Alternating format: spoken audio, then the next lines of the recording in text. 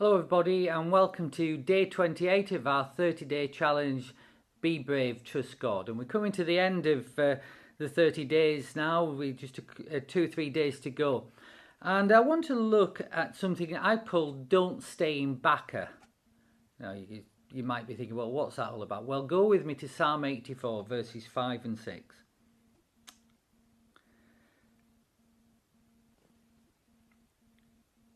Blessed is the man whose strength is in you, whose heart is set on pilgrimage. As they pass through the valley of Baca, they make it a spring. The rain also covers it with pools. The valley of Baca is an awful place. And in this psalm, it's been used figuratively to describe a place that many of us can find ourselves. And also a place where many believers get stuck and stay. Baca, the word Baca means place of misery or weeping. It's a place that is, in the physical, is sterile, it's devoid of water, and it's gloomy. And if you found yourself there, it would be a difficult, dry and painful experience. For most of us, it represents an emotional desert. And that's a place that sometimes we can find ourselves. But the Valley of Baca is also a place that was passed through by many pilgrims on their way to worship in Jerusalem. The destination was worship in Jerusalem. And, you know, this place, this painful place that sometimes we find ourselves in, isn't created by God, it's not caused by God, but the fact is our destination that God has given us can lie on the other side of it. It's the devil who steals, kills and destroys in our lives, not Jesus. And the valley of Baca, that place of pain and disappointment, is sent by the devil to steal, kill and destroy. But we need to be believers who make it through to the place and our destination on the other side. What that means is that we can't allow setbacks, disappointments and failures to become a permanent dwelling place in our hearts.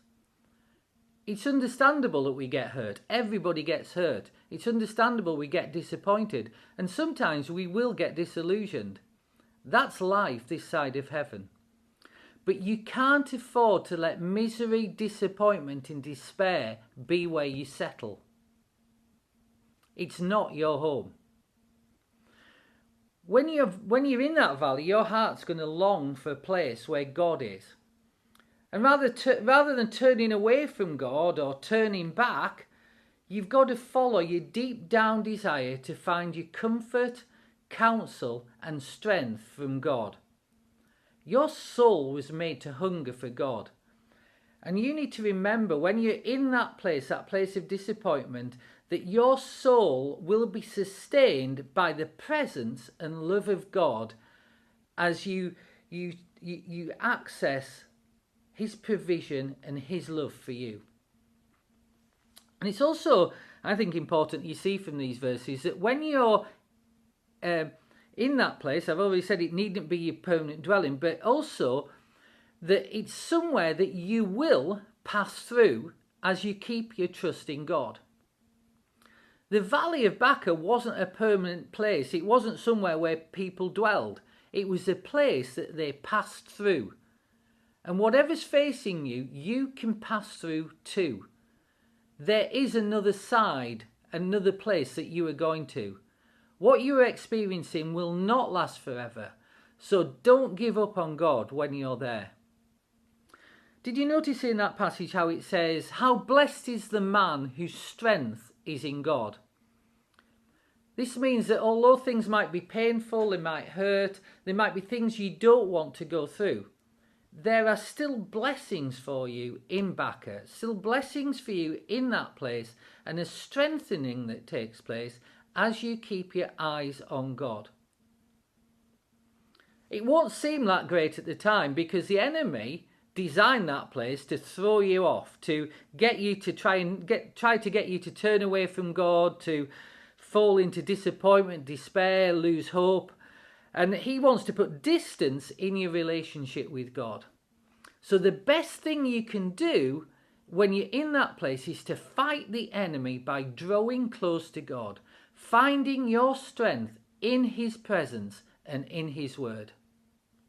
Let me pray for you. Father, I've determined in my heart to keep an attitude of trusting you even when I find myself in a place of dryness, emotional pain and hurt. I will declare you are a good shepherd who will lead me through, and that I will pass through this valley into the place of worship, joy and peace again. Amen.